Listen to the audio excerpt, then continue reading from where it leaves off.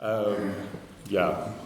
So this talk is called Equality is Hard, which is literally just a cute title I thought of when they asked me what I was going to speak about, and then I had to build the entire talk around the cute title.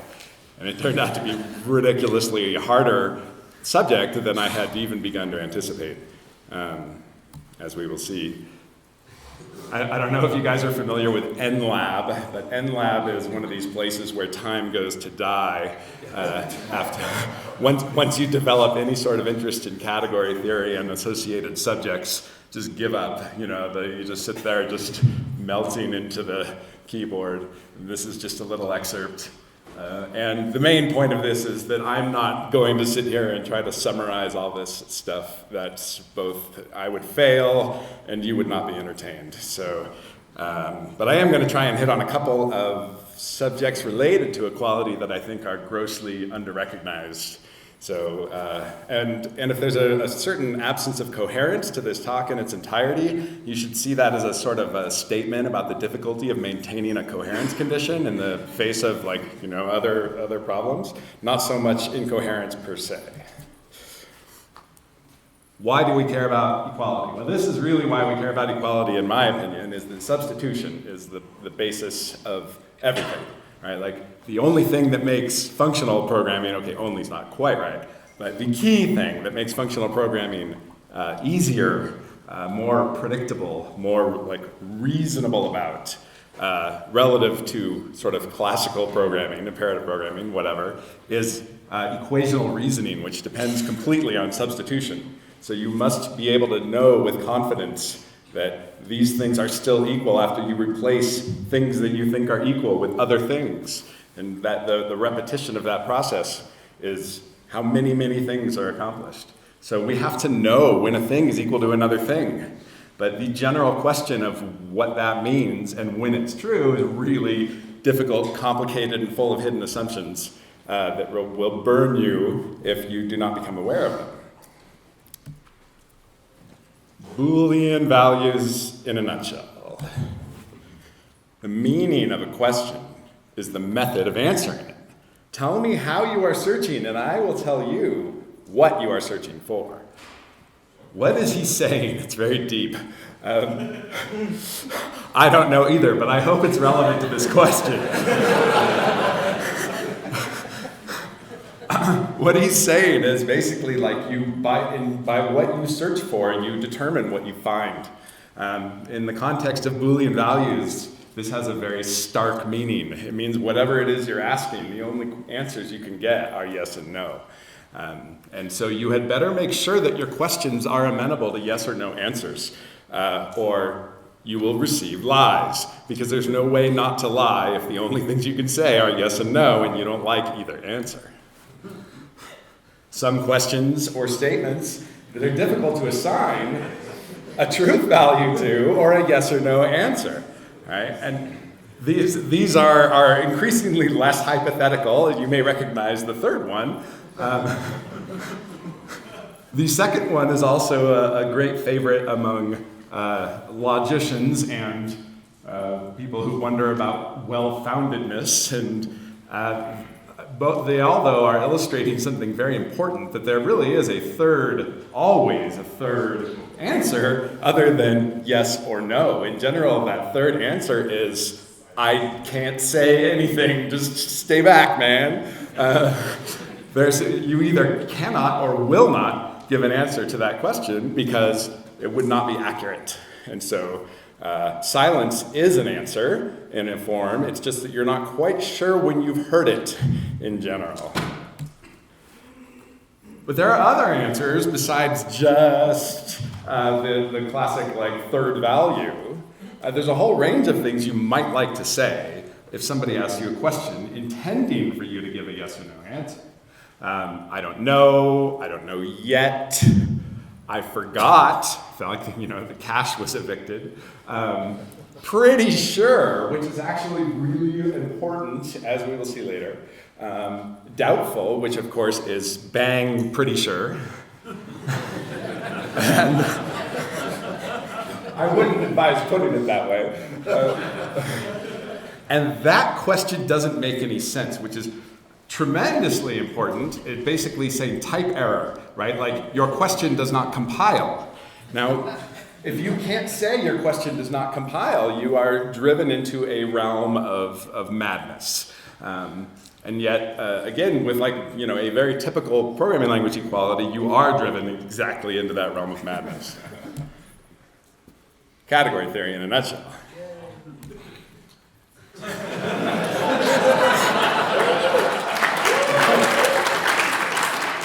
Some of you may have seen this on Twitter a while ago when I first thought of it, but it depends on what the meaning of the word is. And it's like, everybody laughed when they put it in the newspapers, except for the category theoreticians who were like, it does, it totally does.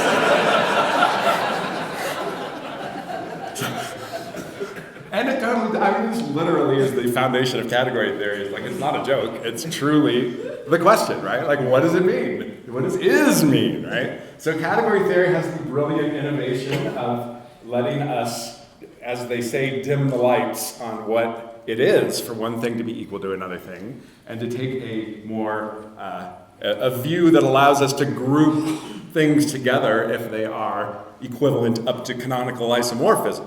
So the key, though, is that we are not abused by the over-specification of what it is for one thing to be equal to another thing, which haunts us later.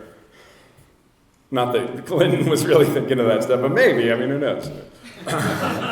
All right, classical logic in a nutshell.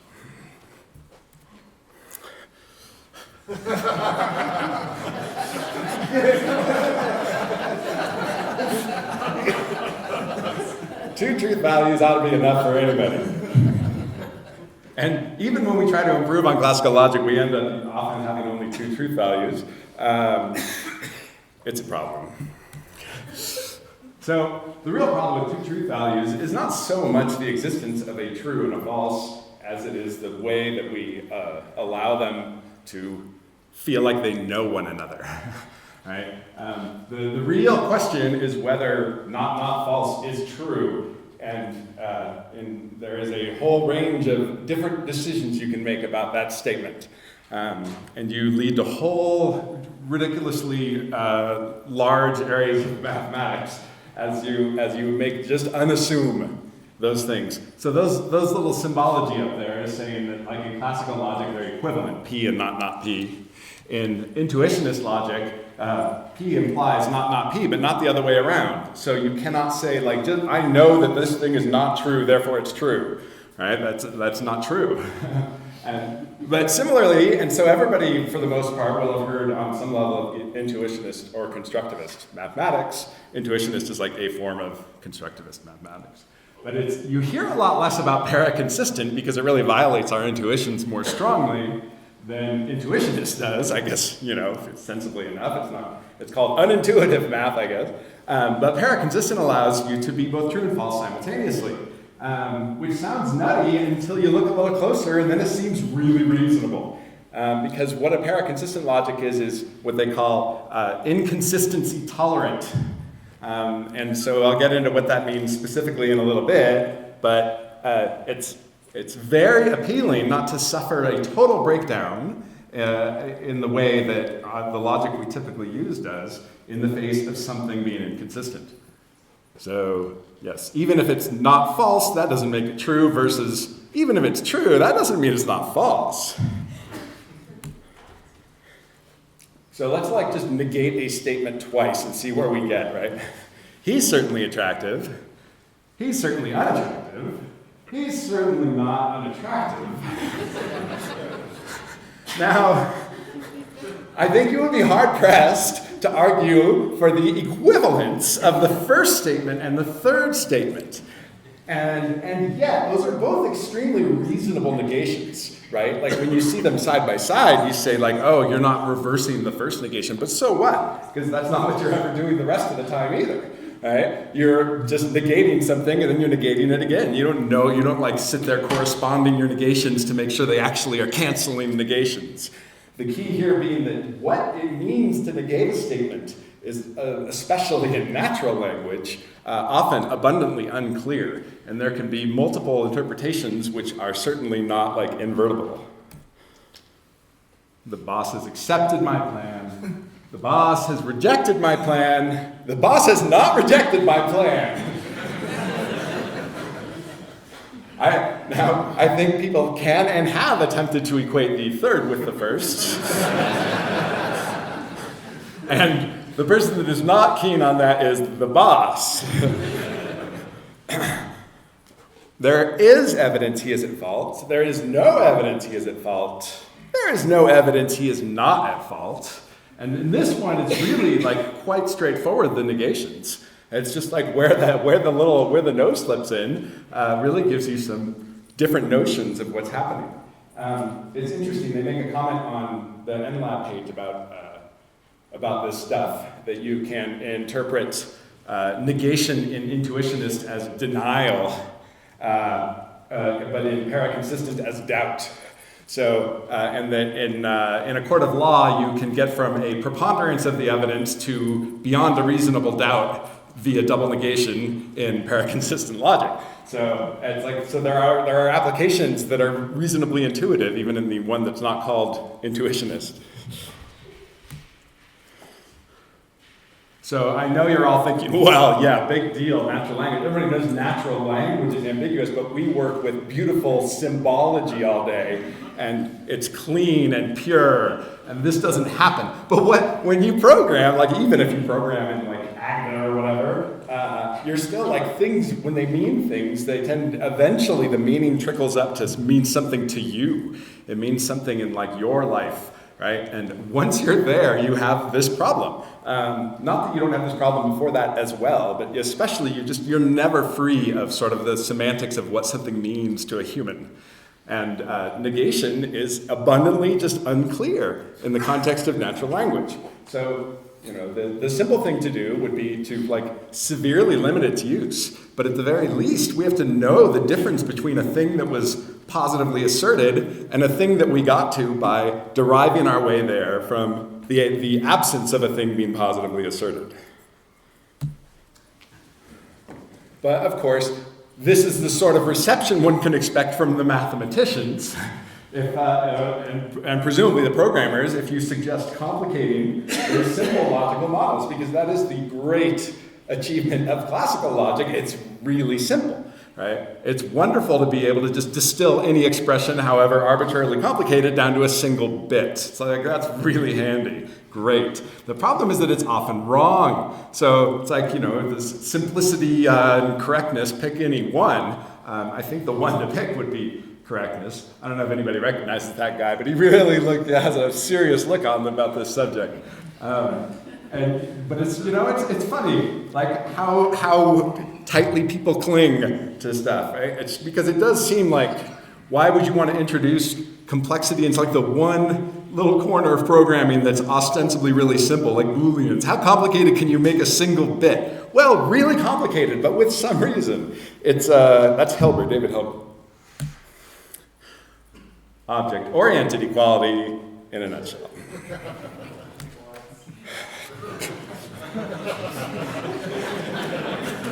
All instances are equal, but some instances are more equal than others. I assume we all know who this guy is. That's George Orwell. So equality depends desperately on symmetry. So the worst idea that you could dream up is to say, let's decide whether things are equal by asking one guy, and then run with that answer. And just make sure, let's just expect everybody to just coordinate this so that it's all cool, right? So this, of course, is the largely inherited from Java model, which has like sort of every problem that has been discussed so far and then some, right? Especially the absence of any typing, so the universality, the asymmetry of having, you know, one thing be canonical, although in later versions of Scala, this being Scala, in later versions of Scala, it's even more complicated, but still in a bad way. There's another method called can equal that the guy on the left is supposed to call the guy on the right with to check whether it's really even possible that they could be equal, so as to verify that, because of the problem you have is in the face of subtyping or subclassing, you've got two things that think they're equal at this level, but then they're subclassed. Now you get the guy on the left from the superclass and the guy on the right from the subclass. The guy on the right's like, you're not equal to me, I've got more stuff going on. But the guy on the left doesn't know. He's like, hey, yeah, you're a thing just like me. we're the same. So depending on who you ask, you get different answers. So that's not cool, right? You know, and this problem has been known for a long time. And it's, you know, like some problems are so self-inflicted. You know, many of the OO problems are, certainly this one is, because you know from the get-go that you have to have an authoritative source about whether two things are equal, and it's not going to be one guy. Floating point equality in a nutshell. I can't believe this is the best picture they could get of this guy.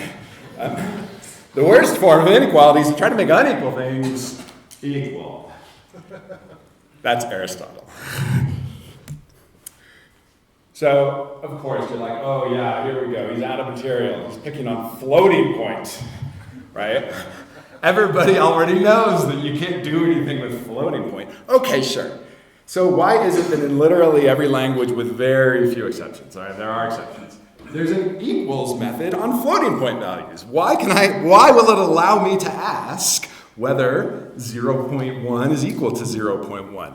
Why is this a sensible question with a type that cannot preserve equality, that has abandoned either symmetry or transitivity or both, depending on like what angle you come at it? It even abandoned reflexivity because nan is not equal to nan. Here's a little demo in Scala of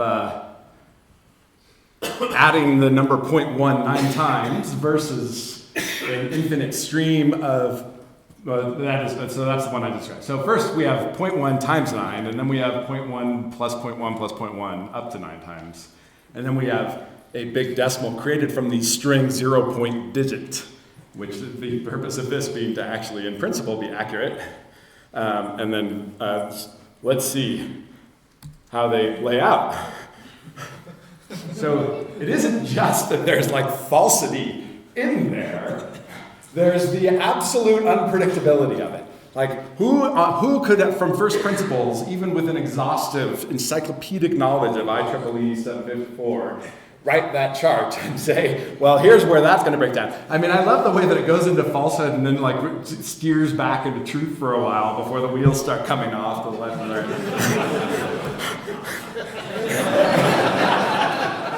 I try to get that guy into all the talk somewhere.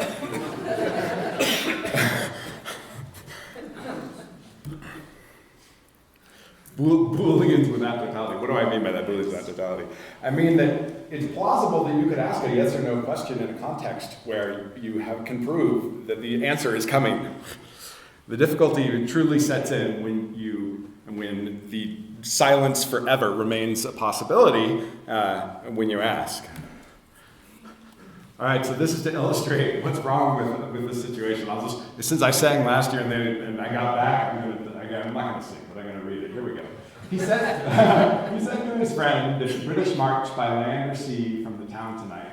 Hang a lantern aloft in the belfry arch of the North Church Tower as a signal light.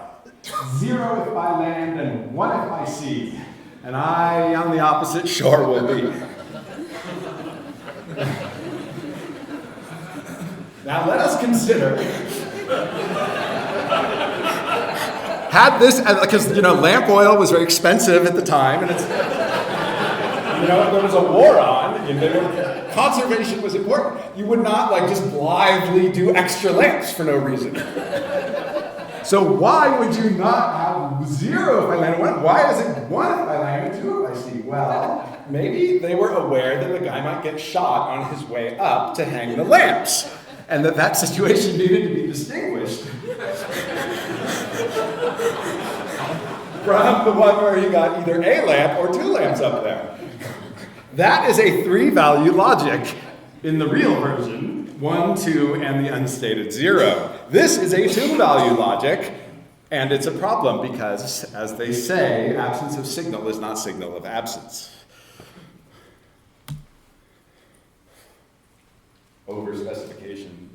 So overspecification is that's like the problem in a sense that category theory is helping us with when it's working on what the meaning of is. And in other contexts and just in general, I believe this is among the 4 horsemen of the programmer apocalypse.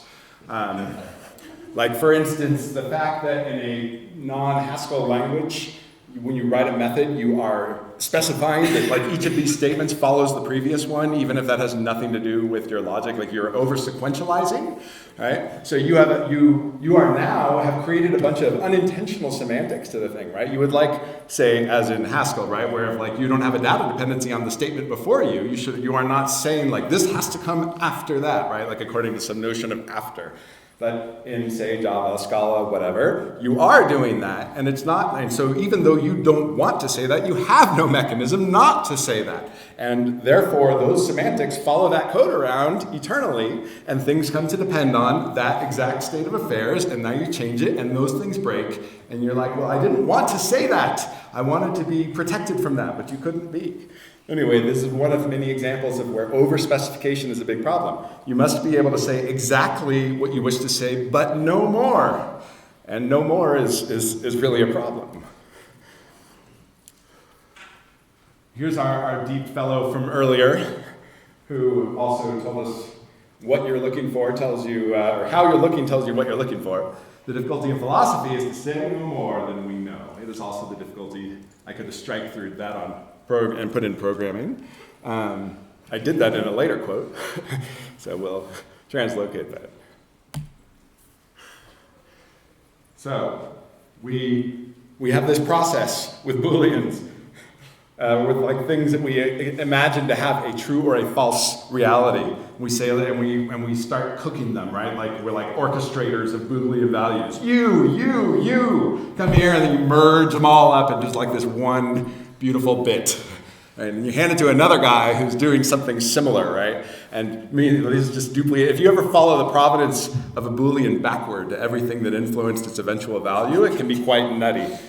Just as a small example, and this is just the tip of the iceberg, right? And each of these methods stands a good chance of also looking like this, and being like ands and ors and nots just spinning out backward as far as the eye can see. Now think about this.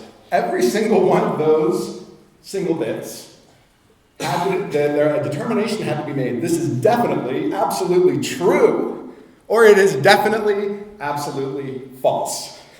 Every single one, each of them independently, had to be distilled into that notion and then cooked together to do it again, over and over and over again. Imagine you were anding together 10 values, each of which was 99.999999% likely to be true. So you and them all together. And so the likelihood of that being true is whatever I just said, 0.999 to the 10th power. That's still a really high number, right? Like that's still 99.999% likely to be true. But a lot of the time that's going to end up at 0 when you're working with 1 and 0 as your only values. And that's a real problem because like nobody should be less confident in their data than programmers, right? In either its correctness or in its consistency. We know it like you cannot get through 20 lines of code without finding something that is internally inconsistent or wrong. We deal with wrong and inconsistent data all day in almost every context. And yet we treat it like it's gold and say like, I'm sure something good is going to come out of this machine at the end. And it's not actually very sensible. That means ex falso quod libet, that means from falsehood anything, which is the principle that it's why in classical logic you can say if 2 plus 2 is 75, then it's raining when it's raining, right? Because like it doesn't, it's fine as long as like the second, there's no connection between the antecedent and the consequent. And so this means that since you can prove anything from a falsehood, as soon as there's a contradiction, there's no inconsistency whatsoever. You can prove anything. 0 equals 1, this program will, whatever you want. You get tragedy where the tree, instead of bending, breaks. Like, if you've ever tried to get good at a sport, you will find a lot of people, they latch on to bad habits early because they get decent results from them fast. And their coaches always have to beat those habits out of them and make them do it right because you set a ceiling on things, you can only get so good and you will never be consistent. Now, as an orchestrator of Booleans, right? Do you want to be like pretty close all the time? Or do you want to just swing for the fences constantly and like get it right a lot of the time and just be way off sometimes, right? Like you don't want to, generally, if you're an engineer, you do not want to be engineering for like 99 out of 100 of these bridges are solid and then like one just is going to fall into the river, right? And you want a smooth manifold here, right? Like you want your outcomes to only move a little bit when you're off.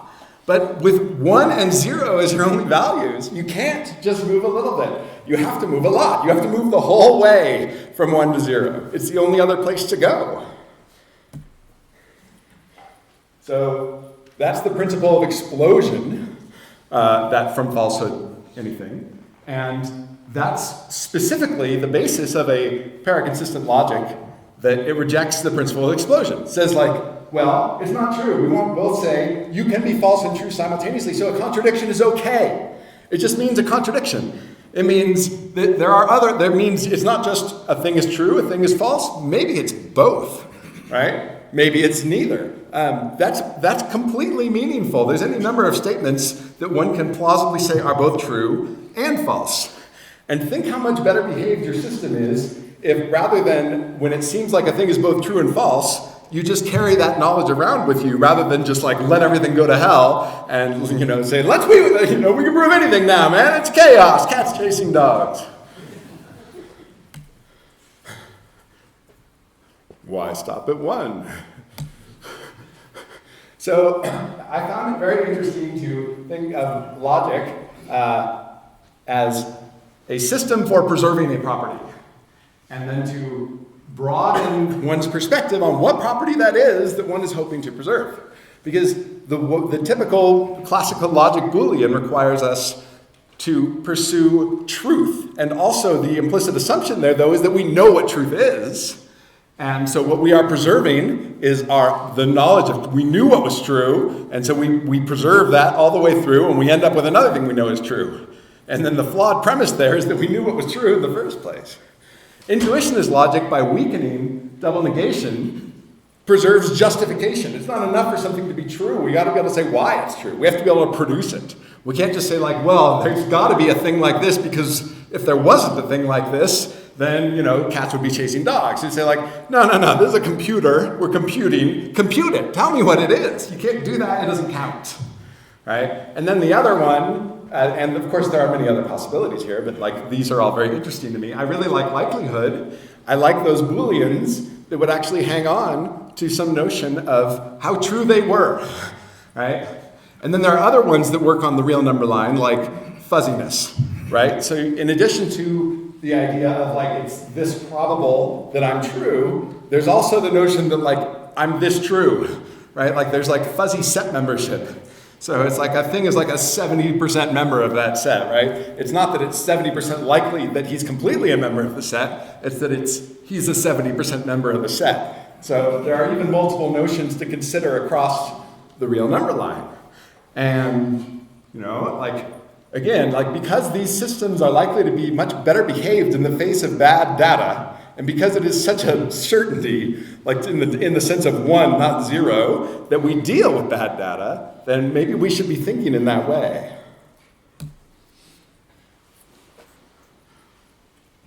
So these are 2 of the 3, I guess, basic rules of classical logic, and each one is going to repeal one of them, right? Paraconsistency repeals the first, and intuitionist reveals the second. It says you are not allowed to make these deductions on this basis because we're just not buying it. Arities of truthiness. So once one abstracts over this notion of a Boolean, you can see many, many places in programming, and especially when you see the interfaces that are all returning hard Booleans, you can see that there's a nicer world here in which they are returning a truth value. And a truth value is something which is like a Boolean. A Boolean is like a degenerate truth value. There are clearly even more degenerate truth values. Like there could be just true, right? Or there could be not even true. right? The void, I considered we believe in nothing Lebowski for that instead of the void stares back at you. I wasn't sure.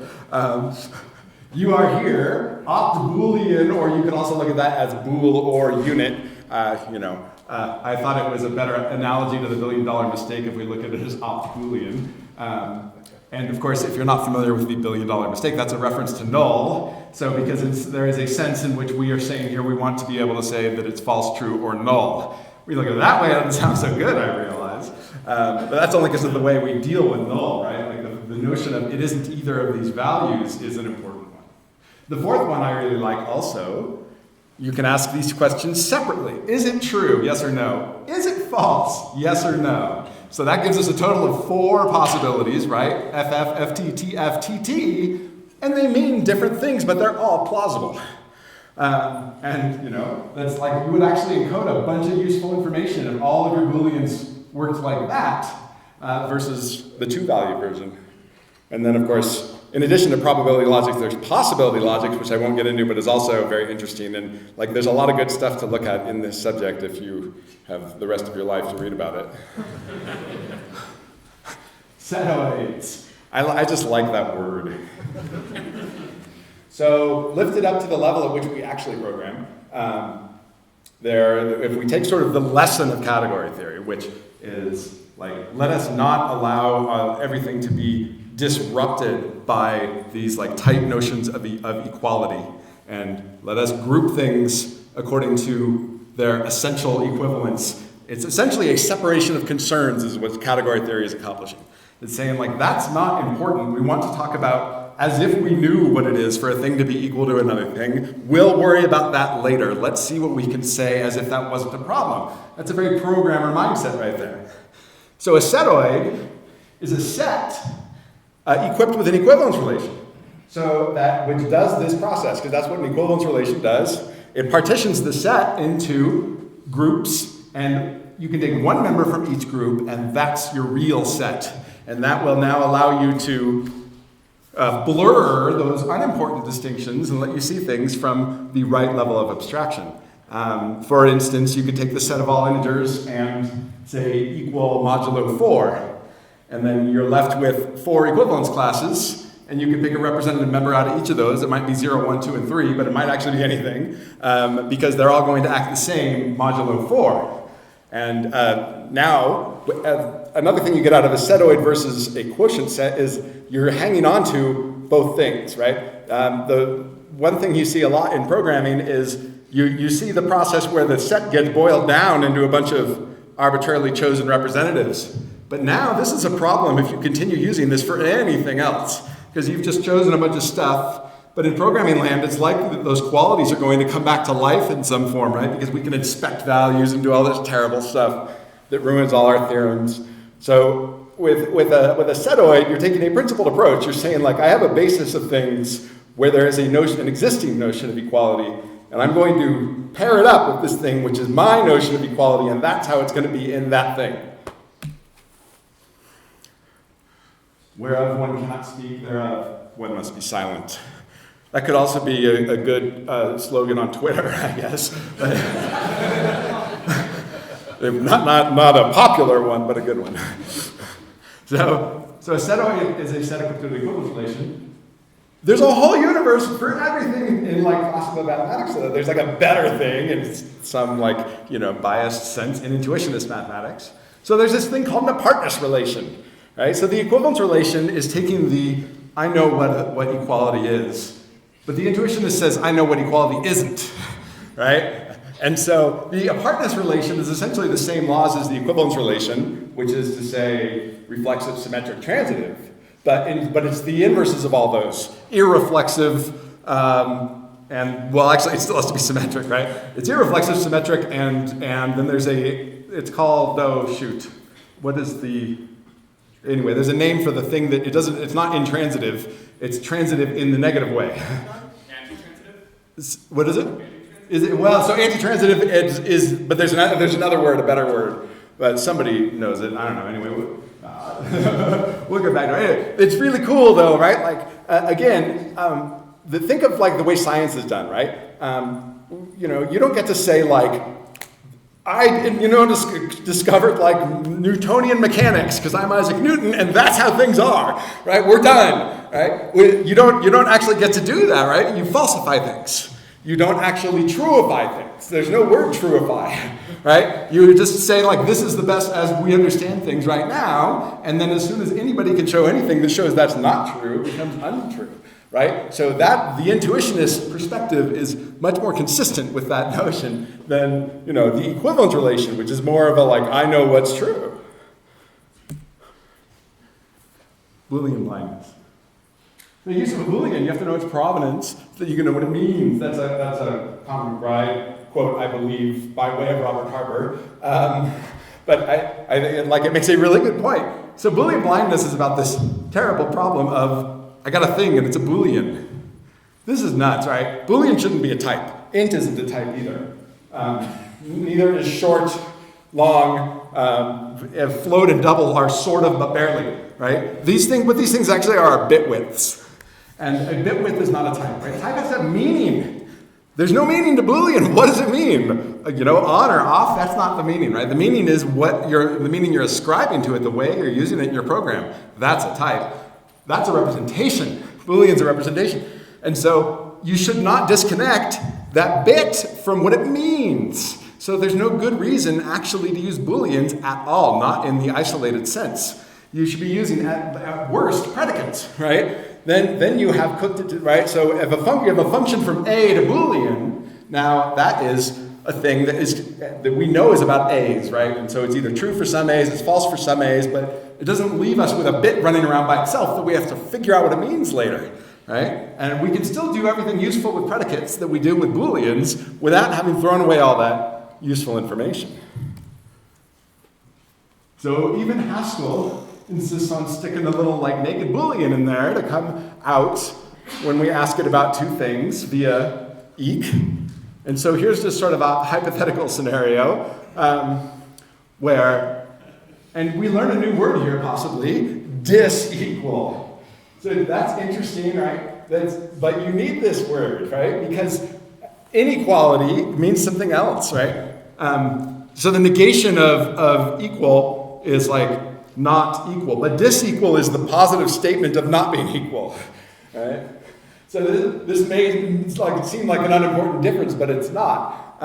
Disequal is basically in intuitionist world, being able to say things aren't the same is fundamental. It's not just the negation of a different thing, it's the basis. Whereas in classical ones, it's the other way around. The basis is the positive assertion that they're the same. But you can see again with the analogy to science that there's a problem there. So here we get to my assorted other quotes that did not make their way into any specific examples. So I think no better message could be sent about a law, quote unquote, if there's a fallacy with exactly the same name. I would say almost any time that happens, you really have to think hard about whether it's a law, right? And the fallacy is even more popular, right? We don't talk about Moore's fallacy. Even if Moore's law isn't even reliable, we still call it a law. We're not okay, Moore's fallacy again. Yeah. All right, so this makes me very suspicious. Yes. Programming is battle against the bewitchment of our intelligence by means of our language. We all fall into the patterns of thinking promoted by our language. This is what makes me so, let's say, enthusiastic about the problems of programming languages. Because they have so much to say about how people will think by what they choose to make easy and what they choose to make hard. And, it seems reasonable to try to promote good thinking, as Orwell might say in a negative way. Who's that? It's Dijkstra. Of course it's Dijkstra. If Dijkstra's not your hero, he should be. The purpose of abstraction is not to be vague, but to create a new semantic level in which one can be absolutely precise. Truly, possibly my favorite quote about the whole process here. The real foundations of his inquiry do not strike a man at all, unless that fact has at some time struck him.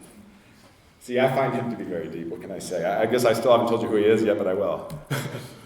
Here we go. So here's another guy talking about him. Wittgenstein says every morning he begins his work with hope and every evening he ends in despair. Guess who else that's true of?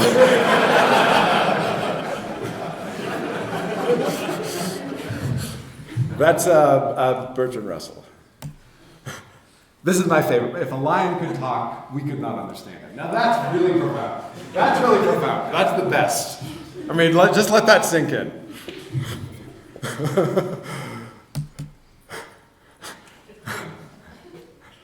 I might be too old, right? Like, you guys are in your 30s are like, what? It's Voyagers. It's from the 1980s.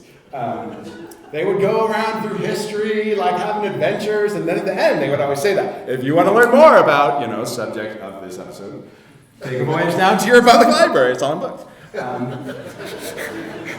That's my last slide. Thank you, everyone.